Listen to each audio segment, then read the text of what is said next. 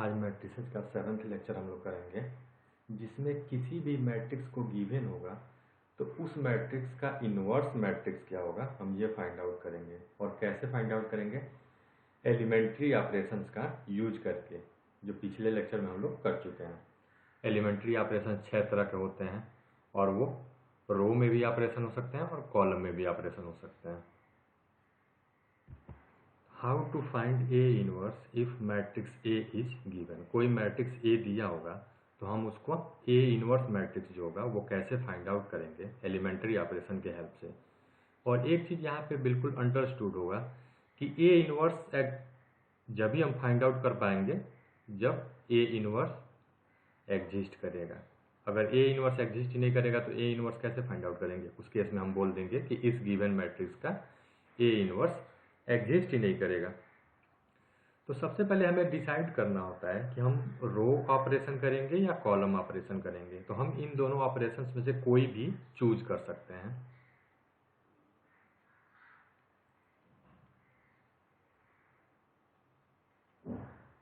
हम डिसाइड करेंगे कि हम रो ऑपरेशंस करेंगे और कॉलम ऑपरेशंस करेंगे,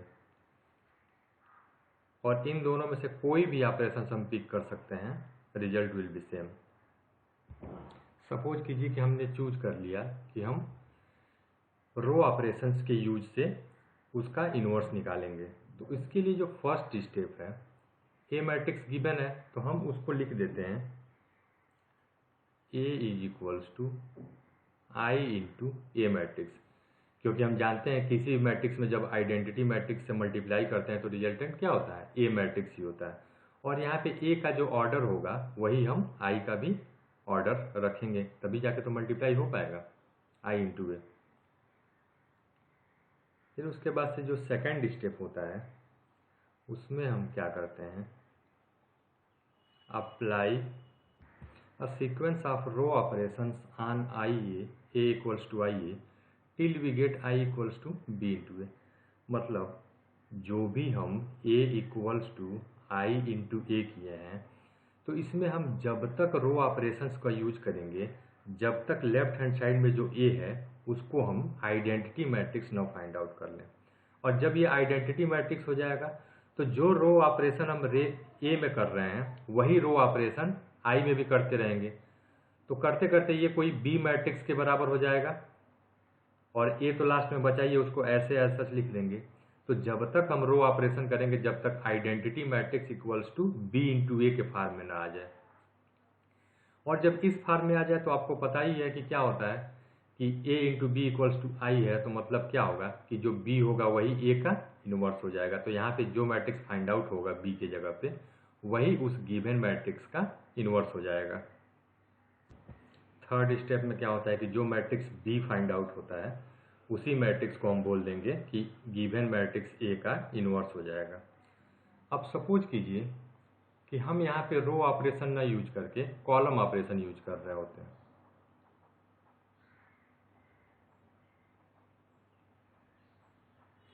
तो इसमें भी सेम ही स्टेप्स होते हैं। सबसे पहले इसमें हम a is equals to A into I के फॉर्मेट करते हैं, क्योंकि यहाँ पे कॉलम ऑपरेशन यूज करना है। तो ए पे जो कॉलम ऑपरेशन यूज करेंगे हम वही कॉलम ऑपरेशन आई पे भी यूज करेंगे। अब यहाँ पे क्या करना है कि एक सीक्वेंस ऑफ कॉलम ऑपरेशंस ऐसे करेंगे जब तक कि ए जो लेफ्ट हैंड साइड में है वो आइडेंटिटी मैट्रिक्स न बन जाए। तो जैसे a इक्वल्स टू ए आई किए थे, उसके बाद से ए मैट्रिक्स को कॉलम ऑपरेशन जब तक करेंगे जब तक इधर आइडेंटिटी मैट्रिक्स न बन जाए, और वही कॉलम ऑपरेशन आई में भी करस्पॉन्डिंग करते रहेंगे। और ए तो एज सच लिखा रहेगा और ये आई जो है वो कोई बी मैट्रिक्स के जैसा बन जाएगा। तो अब identity matrix equals to A into B आ गया, तो यहाँ पे अपना प्रोसेस स्टॉप हो जाएगा और क्या हो जाएगा कि जो गिवन मैट्रिक्स ए होगा उसका इनवर्स क्या हो जाएगा? बी मैट्रिक्स हो जाएगा। और थर्ड स्टेप में जो मैट्रिक्स बी फाइंड आउट होगा उसी को हम बोल देंगे कि गिवन मैट्रिक्स ए का इनवर्स मैट्रिक्स होगा। ये तो जब की बात हो गई कि जब गिवन मैट्रिक्स ए होगा और उसका इनवर्स एग्जिस्ट करता है तो हम कैसे फाइंड आउट करेंगे। उसका दो मेथड है। हम पहले चूज करेंगे कि इसमें हम रो ऑपरेशन भी कर सकते हैं, इसमें कॉलम ऑपरेशन भी कर सकते हैं। अगर रो ऑपरेशन करेंगे तो a equals to I into A के फॉर्म में लिखेंगे, और अगर कॉलम ऑपरेशन करते हैं तो a equals to A into I के फॉर्म में लिख सकते हैं। क्योंकि रो ऑपरेशन करेंगे तो आई को पहले लिखेंगे और कॉलम ऑपरेशन करेंगे तो आई को बाद में लिखेंगे, क्योंकि रो बाई कॉलम होता है मैट्रिक्स का जो भी प्रोसेस चलता है। ठीक है, उसके बाद से a बराबर आई ए या a बराबर ए आई को जब तक हम ऑपरेशंस यूज करेंगे, जब तक लेफ्ट हैंड साइड में जो गिवन मैट्रिक्स है वो एक आइडेंटिटी मैट्रिक्स ना कन्वर्ट हो जाए, और जहां वो आइडेंटिटी मैट्रिक्स कन्वर्ट हो जाएगा उसी टाइम पे सेम ऑपरेशन यूज करते करते आई एक नए मैट्रिक्स में कन्वर्ट हो जाएगा, वही जो नया मैट्रिक्स कन्वर्ट होगा वही गिवन मैट्रिक्स का इनवर्स हो जाएगा। अच्छा, अगर मैं ये बात करूं कि कोई गिवन मैट्रिक्स है उसका इनवर्स ही अगर एग्जिस्ट ना करता हो तो ए इनवर्स नहीं फाइंड आउट कर सकते हैं। और कैसे पता चलेगा कि उसका इनवर्स एग्जिस्ट कर रहा है या कि नहीं कर रहा है? तो जब भी हम एलिमेंट्री ऑपरेशन करते रहेंगे और करते करते जिस ए को आइडेंटिटी मैट्रिक्स में कन्वर्ट कर रहे हैं, अगर कहीं भी किसी भी रो या कॉलम के अगर सारे एलिमेंट्स जीरो हो जाते हैं, सपोज करो कि इसको आइडेंटिटी मैट्रिक्स में कन्वर्ट करते हैं, आइडेंटिटी मैट्रिक्स सपोज करो ऐसा कन्वर्ट करने की कोशिश करेंगे, और कहीं भी अगर किसी भी रो या कॉलम में अगर सारे एलिमेंट्स जीरो हो जाते हैं लेफ्ट हैंड साइड के मैट्रिक्स में, तो हम वहीं पे समझ जाएंगे कि जो गिवन मैट्रिक्स ए है उसका इनवर्स एग्जिस्ट नहीं करेगा, और अपना प्रोसेस वहीं पे स्टॉप कर देंगे और हम लिख देंगे कि since left side of matrix all element of any row और column is zero, so inverse of the given matrix is not exist. In case after applying one or more elementary row or column operation on A equals to IA or A equals to AI, तो अगर हम A equals to IA लेके चलते हैं तो row operation कर रहे होंगे, और अगर A equals to AI लेके चल रहे होंगे तो कॉलम ऑपरेशन कर रहे होंगे। If we obtain all zeros in one or more rows or column, अगर किसी भी रो या कॉलम में सारे एलिमेंट जीरो के बराबर हो जाते हैं, जो कि लेफ्ट हैंड साइड का मैट्रिक्स है, इक्वेशन है, तो हम क्या बोलेंगे कि ए इनवर्स एग्जिस्ट नहीं करेगा। सपोज कीजिए कि नेक्स्ट एक एग्जांपल है और एक मैट्रिक्स ए गिवन है और कह रहा है इसमें एलिमेंट्री ऑपरेशन के हेल्प से इनवर्स मैट्रिक्स फाइंड आउट करना है। तो सपोज कीजिए कि let we are using elementary row operation. तो रो ऑपरेशन यूज कर रहे हैं तो उसमें हम क्या करते थे, a इक्वल्स टू आई ए लिखते थे, यानी i क्या होता था, लेफ्ट साइड में होता था। तो a is equals to I into A form में लिख लेते थे। इसमें रो ऑपरेशन हम यूज करना है। तो a क्या है, 1 2 2 -1 इक्वल्स टू आई क्या होता है, आइडेंटिटी मैट्रिक्स, इसी ऑर्डर का लिख लेंगे, और ए को हम ए ही रहने देते हैं यहाँ पे। अब हमें लेफ्ट हैंड साइड में जो ए मैट्रिक्स है ये, इसको हमें आइडेंटिटी मैट्रिक्स बनाना है। आइडेंटिटी मैट्रिक्स मतलब इस फॉर्म में बनाना है इसको, और इसके लिए जो ऑपरेशन करेंगे वही ऑपरेशन इस मैट्रिक्स में भी करस्पॉन्डिंग मैट्रिक्स में करते रहेंगे। तो सपोज कीजिए कि अभी कैसे बनेगा, मैं पहला स्टेप क्या करता हूँ कि R2 को रिप्लेस कर देता हूँ R2 माइनस 2R1। R2 को मैं रिप्लेस किया R2 माइनस 2R1। तो R2 को रिप्लेस किया हूँ तो R1 तो वही रहेगा 1 2, लेकिन जो R2 है वो किससे रिप्लेस हो जाएगा, R2 माइनस 2R1। तो 2 माइनस 2 इंटू 1 यानी 2 माइनस 2 यानी 0, यहाँ पे 0 आ जाएगा। यहाँ पे क्या आ जाएगा, -1 -2 इंटू 2 -1 -4 यानी -5। अब ये जो ऑपरेशन मैंने यूज किया है वो इस मैट्रिक्स में भी तो करेंगे, तो इसका भी R1 हम एज सच लिख लेंगे, लेकिन R2 को रिप्लेस कैसे करेंगे, R2 माइनस 2R1। तो 0 -2 आ जाएगा, और ये 1 -0 ही होगा, किसी से भी मल्टीप्लाई करेंगे तो ये 1 आ जाएगा, और multiplied by A matrix. Second step में मैं क्या करता हूँ कि फिर से हम R2 को रिप्लेस कर देते हैं -1/5 टाइम्स R2 से। ऐसा क्यों कर रहे हैं? क्योंकि -1/5 करेंगे तो ये वाला जो एलिमेंट है 2 एलिमेंट है वो 1 हो जाएगा। और आइडेंटिटी मैट्रिक्स में क्या करना होता है, सारे डायगोनल एलिमेंट 1 रखते हैं, बाकी सब 0 बनाने की कोशिश करेंगे। तो जब ये ऑपरेशन करेंगे तो R1 तो वही रह जाएगा जो है, लेकिन R2 चेंज हो जाएगा। -1/5 से मल्टीप्लाई कर देंगे तो 0 में मल्टीप्लाई करेंगे तो 0 ही होगा, और -5 में -1/5 से मल्टीप्लाई करेंगे तो क्या हो जाएगा, ये 1 हो जाएगा। अब सेम ऑपरेशन हम इधर भी करेंगे, तो इधर R1 जो है वही रहेगा, लेकिन R2 क्या हो जाएगा, -1/5 से मल्टीप्लाई करेंगे तो ये हो जाएगा 2/5, और ये हो जाएगा -1/5 इंटू ए मैट्रिक्स जैसा कि था।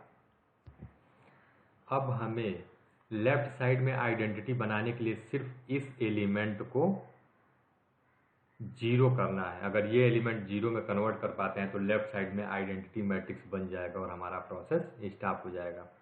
तो उसके लिए मैं क्या करता हूँ कि R1 को रिप्लेस कर देता हूँ, R1 को रिप्लेस कर देता हूँ R1 माइनस 2R2।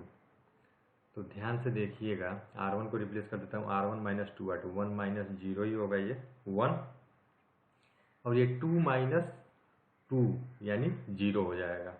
और R2 तो ऐसा जो गिवन है वही लिख लेंगे हम लोग, और जो प्रोसेस इधर किया है वही प्रोसेस इस मैट्रिक्स में भी करेंगे। तो R1 को रिप्लेस कर देंगे R1 माइनस 2R2, तो 1 माइनस 2 इंटू 2/5 यानी 4/5, और यहाँ पे क्या हो गया 0 minus minus plus 2 into 1/5, 2 into 1/5, और R2 तो एज सच जो है वही रहने देंगे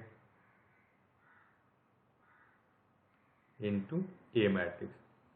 तो अब देखो लेफ्ट हैंड साइड में तो अपना आइडेंटिटी मैट्रिक्स आ चुका है, तो उसके बाद हम कोई प्रोसेस नहीं करेंगे, इसको बस थोड़ा सा सिंप्लीफाई कर लेते हैं। 5 माइनस 4 1/5 आ जाएगा, यहाँ पे 2/5 आ जाएगा, यहाँ पे भी 2/5 आ जाएगा, यहाँ पे -1/5 आ जाएगा इंटू ए।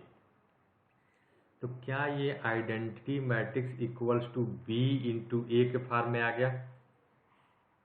और इसमें जो बी होता था वही ए इनवर्स होता था, और उस बी की क्या वैल्यू है 1/5, 2/5, 2/5 -1/5। तो यही आंसर हो जाएगा अपना, जो कि ए का इनवर्स होगा। अब मैं इसको अनदर वे से करता हूँ। ये ए मैट्रिक्स गिवन है, और इसको मैं सपोज करो मैं चूज क्या कर रहा हूँ करने को, इसमें कॉलम ऑपरेशन चूज कर रहा हूँ करने को। तो जब कॉलम ऑपरेशन चूज कर लेते हैं तो हम इस मैट्रिक्स जो इक्वेशन मानते हैं वो क्या मानते हैं, A is equals to A into I. तो यहाँ पे ए क्या है 1 2 2 -1 इज इक्वल्स टू, ए को ए ही रहने देते हैं और आई को क्या मानेंगे 1 0 0 1। तो ये मैट्रिक्स इक्वेशन अपना हो जाएगा, जिसमें कि हमें कॉलम ऑपरेशंस करना है। कॉलम ऑपरेशंस भी ऐसा करना है कि इस वाले मैट्रिक्स को आइडेंटिटी मैट्रिक्स में कन्वर्ट कर लें। तो हम जो ऑपरेशन पहले लगा रहे हैं C2 को रिप्लेस कर रहे हैं C2 माइनस 2C1। तो जो भी ऑपरेशन है वो C2 में कर रहे हैं, तो C1 तो एज सच अपना लिख देंगे, C1 क्या है 1 और 2, C1 को उसी तरह लिख दिया। अब C2 में ऑपरेशन लगाए हैं, उसको रिप्लेस किए हैं C2 माइनस 2C1। तो 2 माइनस 2 यानी ये 0 हो जाएगा, और ये -1 -4 -5 हो जाएगा। अब सेम ऑपरेशन हम इस वाले आइडेंटिटी मैट्रिक्स में भी करेंगे। तो C1 हम एज सच लिख देंगे, और C2 को रिप्लेस कर देंगे C2 माइनस 2C1, 0 माइनस 2, और ये 1 माइनस 0 1 ही रह जाएगा। फिर C2 को रिप्लेस कर दे रहे हैं -1/5 C2 से। ऐसा क्यों कर रहे हैं? ताकि डायगोनल एलिमेंट 1 के बराबर हो जाए, जो कि आइडेंटिटी बनने में हेल्पफुल होगा। तो 1 C1 तो हम वैसे ही लिख देंगे, और C2 को रिप्लेस कर देंगे -1/5 से मल्टीप्लाई करके। तो 0 में तो करेंगे तो 0 ही होगा, और इसमें करेंगे तो -1/5 से जब मल्टीप्लाई करेंगे तो ये 1 हो जाएगा। और यही ऑपरेशन इधर भी करना है, तो C1 ऐसे ही लिख देंगे और C2 को क्या कर देंगे, -1/5 से मल्टीप्लाई कर देंगे, तो ये 2/5 हो जाएगा, ये -1/5 हो जाएगा। हम सेम क्वेश्चन को कॉलम ऑपरेशन से कर रहे हैं। अब आइडेंटिटी मैट्रिक्स के लिए क्या है, सिर्फ ये इस एलिमेंट को अगर हम 0 कर देंगे तो आइडेंटिटी मैट्रिक्स सक्सेसफुली बन जाएगा। उसके लिए हम क्या करेंगे, उसके लिए हम C1 को रिप्लेस कर देंगे C1 - 2C2 से।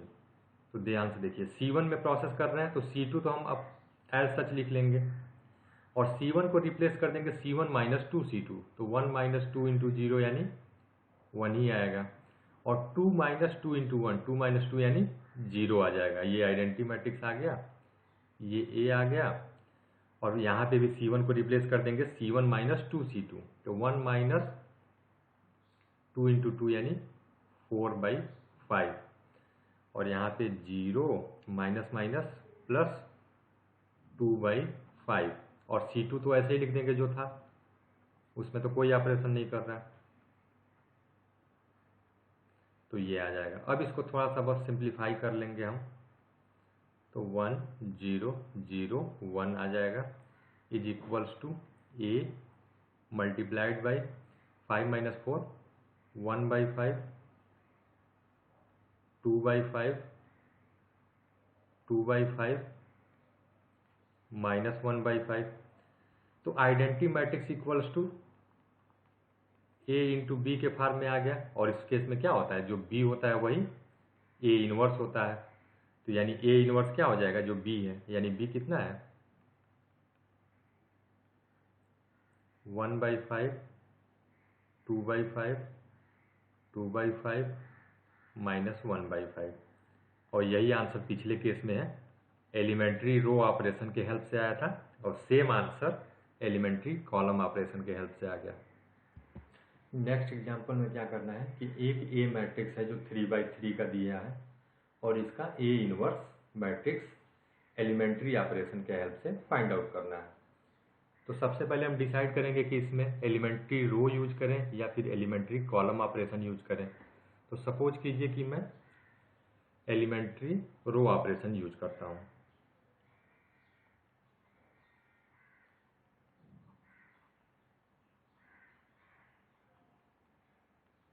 एलिमेंट्री रो ऑपरेशंस, तो जो एलिमेंट्री रो ऑपरेशंस यूज करते हैं तो उस टाइम पे मैट्रिक्स इक्वेशन क्या लिखते हैं, A = I × A, जो I होता है वो पहले लिखते हैं, तो ये हो जाएगा अपना A = I × A। A को वैसे ही लिखते रहेंगे और एलिमेंट्री रो ऑपरेशन सब करते रहेंगे, जब तक करेंगे कि जब तक लेफ्ट हैंड साइड में एक आइडेंटिटी मैट्रिक्स न बन जाए ऑर्डर 3 का।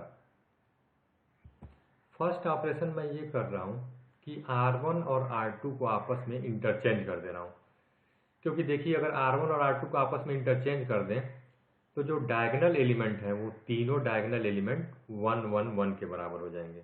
तो यही ऑपरेशन मैं लेफ्ट हैंड साइड और राइट हैंड साइड दोनों तरफ कर देता हूँ, फिर जो मैट्रिक्स मिलेगा ये हो जाएगा, रिजल्टेंट में ये आ जाएगा।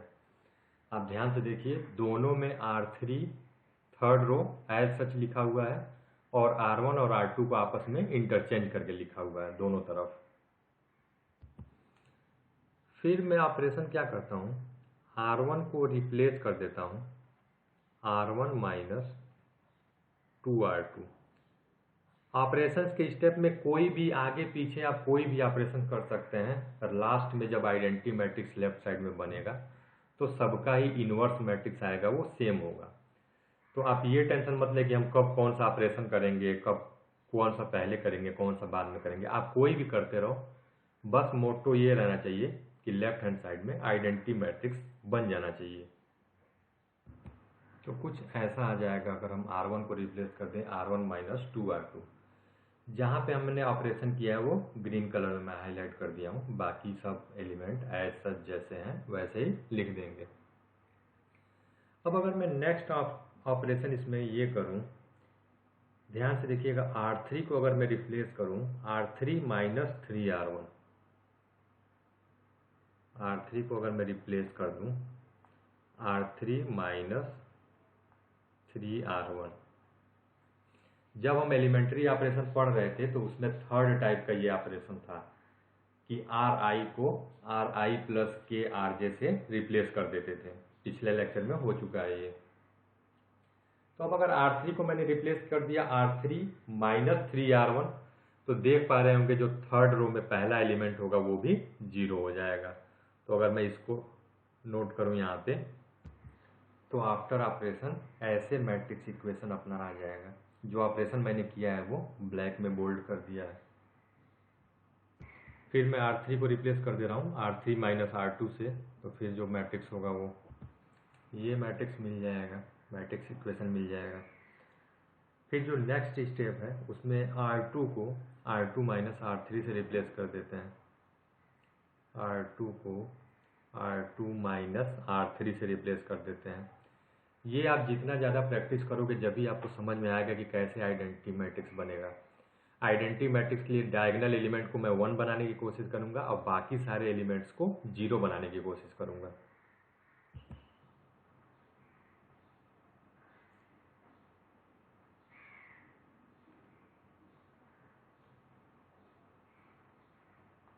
फिर R1 को आपकी रिप्लेस कर देंगे R1 प्लस 1/2 टाइम्स R3।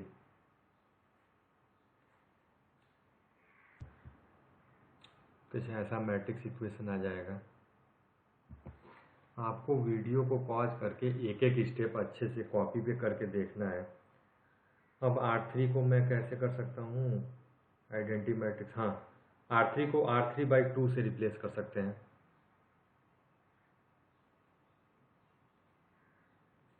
तो अब देखिए एक फाइनल स्टेप में ही आइडेंटिटी मैट्रिक्स बन जाएगा, ऐसा आ जाएगा।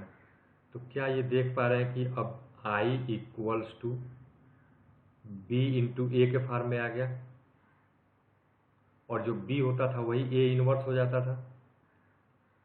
तो यहाँ से A इनवर्स मैट्रिक्स क्या हो जाएगा अपना 1/2 माइनस 1/2 1/2 माइनस 4 3 माइनस 1 5/2 माइनस 3/2 1/2। यही A इनवर्स हो जाएगा और इस एग्जाम्पल के लिए यही आंसर हो जाएगा। आप सेम एग्जाम्पल को try to solve same example by column operation.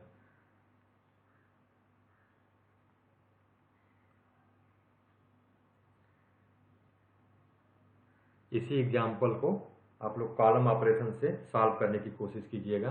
Same A inverse आएगा जो अभी हमने फाइंड आउट किया है। नेक्स्ट एग्जाम्पल है find P inverse if it exist given P equals to, P का मैट्रिक्स दिया है और कह रहा है कि अगर एग्जिस्ट करेगा तो आप पी इनवर्स फाइंड आउट कीजिए। तो हम प्रोसेस वही रखते हैं, लेकिन अगर लेफ्ट साइड में किसी भी रो या कॉलम के सारे एलिमेंट 0 आ जाते हैं तो हम बोलते हैं कि उसका इनवर्स एग्जिस्ट नहीं करेगा। तो सपोज करो कि मैं P इक्वल्स टू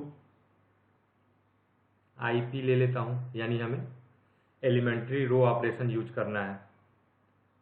तो 10 minus 2 minus 5 1 equals to identity matrix ले लेंगे सेकेंड ऑर्डर का 1 0 0 1 इंटू P रहने देते हैं। अच्छा अब देखिए मैं यहाँ पे क्या करता हूँ, R2 को रिप्लेस कर दूँ अगर R2 plus half R1, R2 को रिप्लेस कर दें R2 प्लस हाफ R1, तो एक ही स्टेप में फाइनल हो जाएगा कि P इनवर्स एग्जिस्ट करेगा नहीं करेगा। आप लोग के साथ हो सकता है कि 2 या 3 स्टेप में आए, तो भी कोई बड़ी बात नहीं है।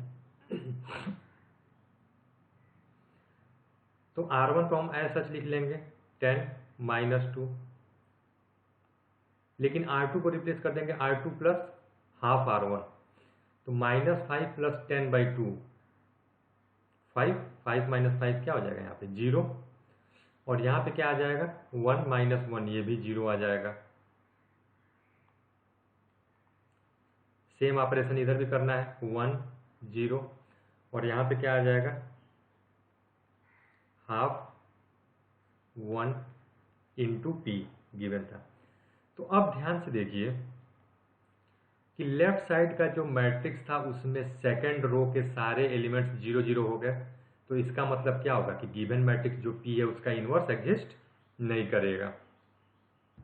Since we get all zeros in second row of the left hand side matrix of the above equation, therefore P inverse does not exist. ऐसा हम लोग आंसर में लिख सकते हैं कि इसका पी इनवर्स एग्जिस्ट नहीं करेगा, क्योंकि जो मैट्रिक्स इक्वेशन था उसके लेफ्ट हैंड साइड में जो मैट्रिक्स था उसमें ऑपरेशन करने के पश्चात किसी न किसी रो या कॉलम के सारे एलिमेंट 0 आ गए।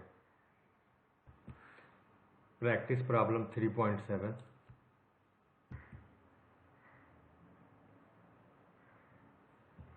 तो ये 4 मैट्रिक्स गिवन है, इन चारों के इनवर्स निकालना है। अगर उनका इनवर्स एग्जिस्ट करता है तो, नहीं करता है तो आप लिख देंगे कि इसका इनवर्स एग्जिस्ट नहीं करता है। क्यों नहीं करता है वो भी रीजन लिखना है। तो यहाँ पे पूरा मैट्रिक्स चैप्टर समाप्त हो गया, और आप लोग सारे जो भी एक्सरसाइज के क्वेश्चन बच रहे हैं उनको एक बार सॉल्व करके फिर से सेंड करना है।